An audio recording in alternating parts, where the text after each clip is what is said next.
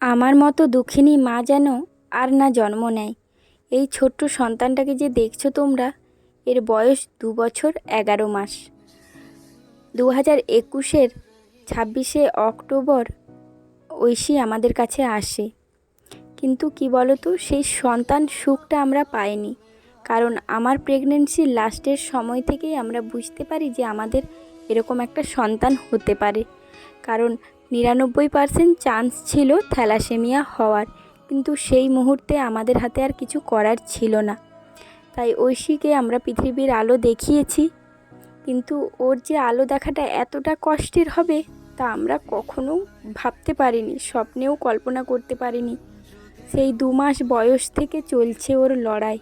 এই যে দেখছো, সকালে ঘুম থেকে উঠেই এই যে আয়রনের ওষুধটা ওকে খাওয়ানোর চেষ্টা করছি। প্রতিদিন 7টা 8টা সকালেই ওষুধ থাকে। প্রতিদিন বলবো না, সোম বুধ শুক্র এই 3 দিন বেশি ওষুধ, আর বাকি দিনগুলো 4টে 5টে করে চলে। কি বলো তো, এই ওষুধ খেতে খেতে ওর শরীরটা দিন দিন যেন শুকিয়ে কেমন একটা হয়ে যাচ্ছে, গোটা শরীরের হাড় বেরিয়ে যাচ্ছে। সিতারার হাড়টা এমনভাবে ওর বেরিয়ে গেছে, আমার না দিন দিন খুব চিন্তা হচ্ছে যে এইটার জন্য কি ডাক্তার দেখাতে হবে, ও কেন দিন দিন এরকম হয়ে যাচ্ছে। প্রথম ওষুধটা খাইয়ে দেখো, একটু দুধ গরম খাইয়েছি, তারপর দ্বিতীয় ওষুধটা ওকে দিচ্ছি। ও ওষুধ খাওয়াতে আমার এতটাই কষ্ট হয়, সব বাচ্চাকেই কষ্ট হয়, কিন্তু প্রতিদিন যে ওকে এত এত ওষুধ খেতে হয় আমি জানি না, ভগবান ওকে তৈরি করেই পাঠিয়েছে। এত বড় বড় ক্যাপসুলগুলো ও গিলে নেয়, আমি পারি না জানো তো। এরপরে এলাম 3 নম্বর ওষুধে। এই ওষুধটা এতটা পরিমাণ তেতো, আমি তো কোনো দিন বিষ টেস্ট করে দেখিনি, মনে হয় বিষের থেকেও বেশি তেতো। কারণ এই ওষুধটা যখন আমি আমার জিভে লাগাই প্রতিদিন ওকে দেওয়ার আগে, তখন আমারই মাথাটা ঘোরায় ওই এক ফোঁটা জিভের ডগায় লাগিয়ে। আর ওকে প্রায় হাফ গ্লাস মতো খেতে হয়। একটা চামচ আছে, তোমাদেরকে কোনো দিন দেখাবো, ওই চামচটা 2 চামচ ওকে খাওয়াতে হয়। আমরা এখন ঐশীর ট্রিটমেন্ট করাচ্ছি পুনেতে।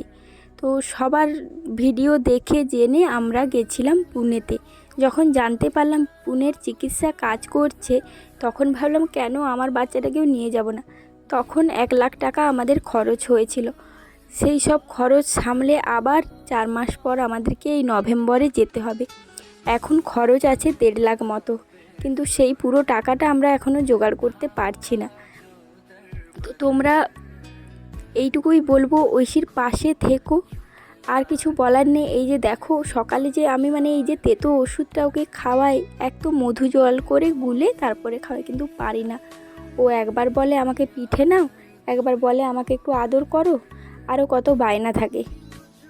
তারপর এই যে কান্না, 1 ঘন্টা ধরে কন্টিনিউ কাঁদতেই থাকে। ওকে আমি কোনো মতে খাওয়াতে পারি না, লাস্ট পর্যন্ত খাওয়াতেই পারি না। এক দিন বমি করে দেয়, জানি না আজকে কি করবে। তো দেখো, অনেক ওকে চেষ্টা করছি, খেয়ে নাও খেয়ে নাও, অনেক কথা বলছি, অনেক বোঝাচ্ছি, কিন্তু কোনো মতেই শুনছে না। ও বলে যে তুমি আমাকে তেতো ওষুধ খাইয়ে দেবে। আমি বলি না মা, তেতো ওষুধ নয়, এটা মিষ্টি ওষুধ, আমি তো মধু দিয়ে দিয়েছি। কিন্তু ও সেটা কোনো মতেই বিশ্বাস করে না, কারণ ও তো জানে। আবার এক দিন বিশ্বাস করে ও খেয়েও নেয়। মাঝখানে কিছুদিন হয়েছিল ও সব ওষুধগুলো খেয়ে নিচ্ছিল, কিন্তু আবার হয়তো রক্তটা কমে যাওয়ার কারণে এই কদিন এত খিটখিট করছে, খাচ্ছে না। ওর হিমোগ্লোবিন আছে 8, তোমাদেরকে জানানো হয়নি রিপোর্টটা। তো ওর হিমোগ্লোবিন 8 আছে, কিন্তু ব্লাড দিচ্ছি না, কারণ ভাবছি 1 সপ্তাহ ওয়েট করে যাই। ডক্টর বলেছে 6.9 হলে তারপর ওকে ব্লাড দিতে। কিন্তু এর আগের মাসে যখন আমরা 6.9 পর্যন্ত অপেক্ষা করতে করতে ওর পালস রেট হাই হয়ে 150 হয়ে গেছিলো, যেটা নর্মালি আমাদের 86 থাকে।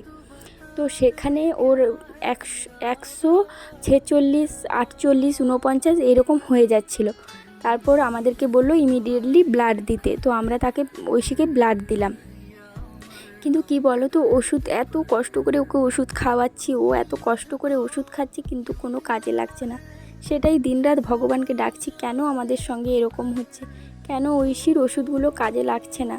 আমরা কি এতই পাপী, এতই পাপ করেছি যে বাচ্চাটার ওষুধ এত কষ্ট করে খেয়েও কাজে লাগছে না।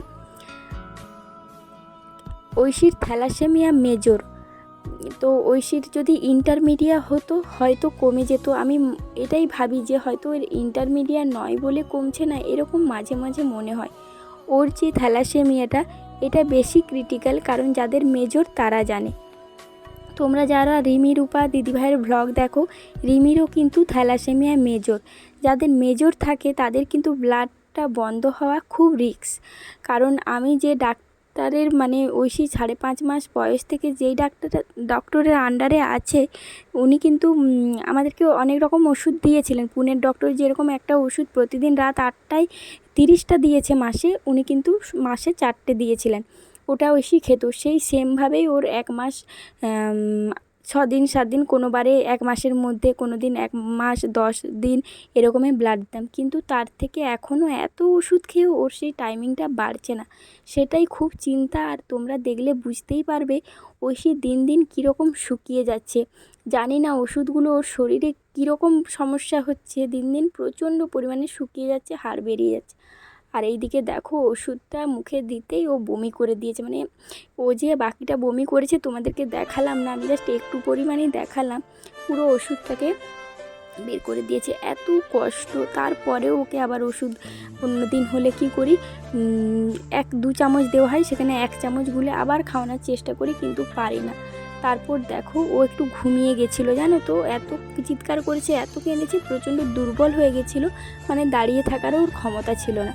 ও ঘুমিয়ে গেছিলো, এই যে ঘুম থেকে উঠলো, আর আমি ততক্ষণে রান্নাটা করলাম। সত্যি কথা বলতে এত মন মেজাজ খারাপ, রান্নাবান্না করারও ইচ্ছে নেই। শুধুমাত্র আজকে একটু আলু দিয়ে ডিমের ঝোল করেছি আর ভাত, ওই রান্নাটা দিয়েই ঐশীকেও খাওয়াবো। আর কিচ্ছু করিনি আজকে, মানে একদম ভালো লাগছে না। তো এখানে তোমরা দেখলেই বুঝতে পারবে ঐশীর মানে মুখ চোখ দেখো। আমি যদি মিথ্যে কথা বলছি তোমাদেরকে, আমি মা হয়ে আর এই কষ্ট সহ্য করতে পারছি না, জানো তো। মানে এই যে ভয়েসটা দিচ্ছি, বুকের ভেতরটা যেন যন্ত্রণা করছে ওকে এইভাবে দেখে দিন রাত। মানে সেই শুধু আমাকে এসে বলবো, মাম্মি আমার একটু পাটা টিপে দাও না। আমি জানি না ওর আরও শরীরে আয়রনটা বেড়ে যাচ্ছে না কি, না হলে কেন এত যন্ত্রণা শুরু হয়েছে ওর শরীরে। কোনো কিচ্ছু খাবার দিচ্ছি না, জানো তো। তোমরা বিশ্বাস করবে না, গোল যে চামচগুলো থাকে ওই চামচগুলোকে নিয়ে ও খেলা করে আর বলে আমি ললিপপ খাচ্ছি, ললিপপ খাচ্ছি, এইরকম করে। ও নিজের মনটাকে এইরকম মানিয়ে নিয়েছে। কালকে যখন ওর জন্য একটু দুধ ভাত রাত্রে মাখিয়েছি, তখনও আমাকে গোল গোল করে ঘুরে আমাকে বলছে আমি মাংস খাবো, আমি মাংস খাবো। আমি যে কী বলছো তুমি? আমি যখন ওর কাছে জানতে চাইছি, তখনও বলছে কিছুই বলছি না, কিছুই বলছি না। ও এরকম করছে, জানো। আমার মানে কী যে কষ্ট জীবনে, আমি মানে কাউকে বলে বোঝাতে পারবো না। এই কষ্ট আমার কবে কমবে আমি জানি না। আর এই দিনগুলো আমি আর সহ্য করতেও পারছি না, জানো তো। ইচ্ছে করলেও, ইচ্ছে থাকলেও মেয়েটার মুখে কোনো ভালো খাবার আমি দিতে পারি না। কত বলে মা একটু চকলেট দাও, মা একটু বিস্কুট দাও, কিছুই দিতে পারি না, জানো তো। ডক্টর আমাদেরকে মিষ্টি বিস্কুটও দিতে বারণ করেছে। এখানে দেখো একটু আলু দিয়ে ঝোল করেছি ডিমের, বললাম না তোমাদের, একটু ভাত নিয়েছে আর 1 পিস আলু। আজকে কোনো সবজিও দিইনি, মানে ভালো লাগছে না কেন জানি না। মনে হচ্ছে যেন খুব কষ্ট হচ্ছে, কেন ওর এরকম হচ্ছে ওর সঙ্গে। বাচ্চারা এত শুকিয়ে যাচ্ছে, সেই চিন্তায় চিন্তায় আমার ভেতরটা ফেটে যাচ্ছে, জানো তো। এই যে দেখো ওর জন্য ভাতটা মাখাচ্ছি এখন আমি। তোমরা প্লিজ ঐশীর পাশে থেকো, এইটাই রিকোয়েস্ট।